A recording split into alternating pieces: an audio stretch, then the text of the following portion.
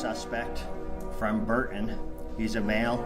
He drove his vehicle through the front doors of the church.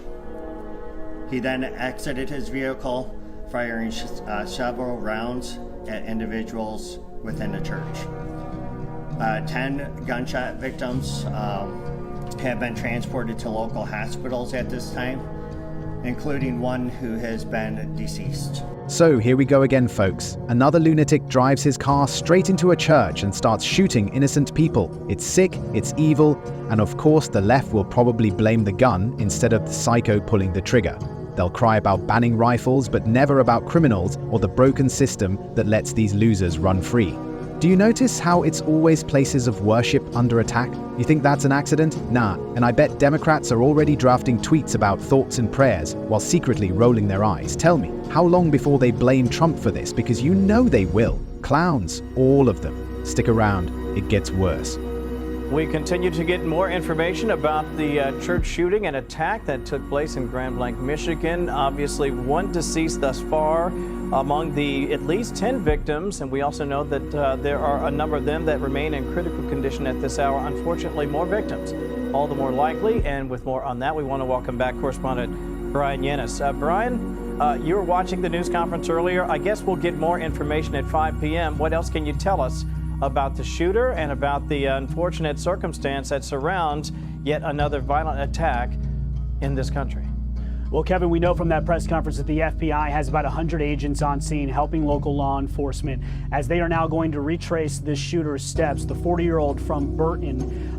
They did not release his name, as you astutely pointed out in the last couple of minutes, and that is because we believe that the FBI is now going to search not only his online history, but also go to this shooter's home where they can try to figure out and find some sort of motive behind this horrific shooting this morning. We know that this shooting started at 10:25 this morning. The suspected shooter rammed his car through the front doors of this church. At some point separately, this shooter started a fire in that church that consumed the entire church. When that shooter exited his vehicle, he used his assault rifle, opened fire, shot 10 people. One person died. 9 people are at the hospital, some in critical condition, others in stable condition, and there is an unknown number of victims who unfortunately perished inside of that fire. It's unreal. The guy didn't just shoot people. He literally set the church on fire while families were inside. Hundreds of people worshipping, and this monster tries to burn them alive. And what's the left gonna say? Probably that we need more safe spaces and fewer police. Meanwhile, the FBI swoops in with 100 agents. Too bad they can't spare that kind of manpower for the border. Does anyone else see the priorities here? Churches burn, families grieve, and the left still wants to talk about drag shows and pronouns. Absolute madness. Tell me in the comments if you think Democrats even care about Christians at all. The chief of police saying that this was a fire that may have trapped people on the second floor of this church. There were hundreds of people at the Church of Jesus Christ of Latter-day Saints in Grand Blanc, Michigan, when all of this happened. They were there worshiping with their families, multiple generations of people obviously and their families there. So a horrific situation. At this point, we are now getting a reaction from this. Latest reaction now from a spokesman for the Church of Jesus Christ of Latter-day Saints, who released a statement calling this a tragic act of violence that occurred today. They are deeply grateful for the outpouring of prayers and concern from so many people around the world.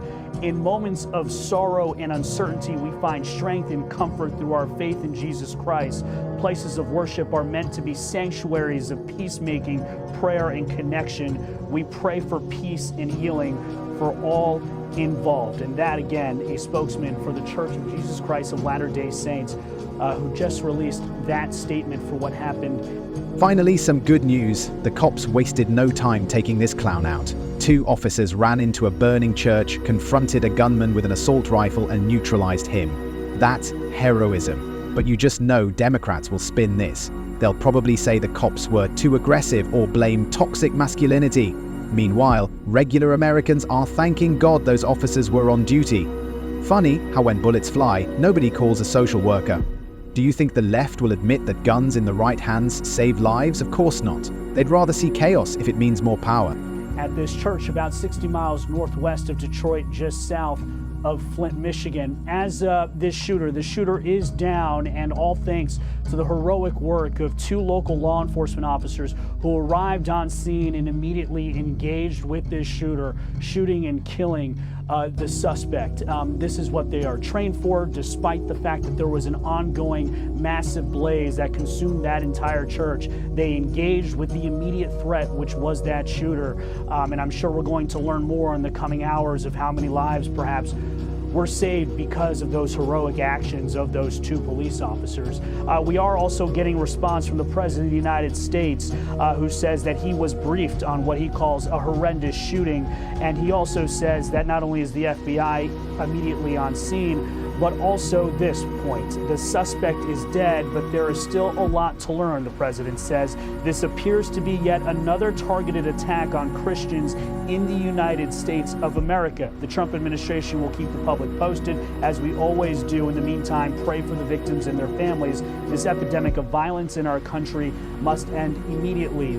Trump nails it. This was a targeted attack on Christians. But the media will never say it out loud. They'll tiptoe around it, pretending it's random. Let me ask you, if this had been a mosque, how would CNN be covering it? Wall-to-wall outrage, blaming conservatives, calling it Islamophobia.